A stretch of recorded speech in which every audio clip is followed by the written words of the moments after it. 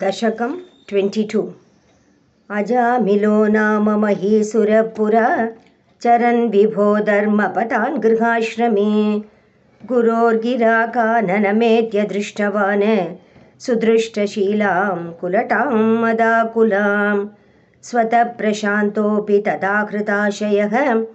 स्वधर्ममुत्सृज्य तया समारमन् अधर्मकारी दशमी भवन् पुनः दधो भवन्नामयुते सुते रतिं समृत्युकाले यमराजकिङ्करान् भयङ्करान् स्त्रीन् अभिलक्षयन् भिया पुरामनाक्त्वत्स्मृतिवासनाबलात् जुहाव नारायणनामकं सुतं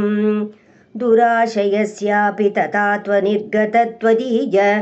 नामाक्षरमात्रवैभवात् पुरोऽभिपेतोर्भवदीयपार्षदाः चतुर्भुजा पीतपटा मनोहराः अमुञ्च सम्पाश्य विकर्षतो भटान् विमुञ्चतेत्यारुरुधुर्बलादमी निवारितास्ते च भवज्जनैस्तदा तदीयपापं निखिलं न्यवेदयन् भवन्तु पापानि कथं तु निष्कृते कृतेऽपि भो दण्डनमस्ति पण्डिताः न निष्कृति किं विदिता भवादृशाम् इति प्रभो त्वत्पुरुषा भवाशिरे श्रुतिस्मृतिभ्यां विहिता व्रतादयः पुनन्ति पापं न लुनन्ति वासनाम् अनन्तसेवा तु निकृन्तति द्वयीम् इति प्रभो त्वत्पुरुषा भवाशिरे अनेन भोजन्म सहस्रकोटिभिः कृतेषु पापेष्वपि निष्कृति कृता यदगृहीन्नाम भयाकुलो हरेः इति प्रभो त्वत्पुरुषा भवाशिरे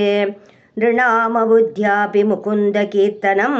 दहत्यगौहान् महिमास्य तादृशः यथाग्निरेदांसि यथौषधं गदान् इति प्रभो त्वत्पुरुषा भवाशिरे इति रतैर्याम्यभटैरपाश्रुते भवद्भटानां च गणे तिरोहिते भवत्स्मृतिं कञ्चन कालमाचरन् भवत्पदं प्रापि भवद्भटैरसौ स्वकिङ्करावेदनशङ्कितो यमः त्वदङ्घ्रिभक्तेषु न गम्यतामिति स्वकीयभृत्यानशिशिक्षदुच्छकैः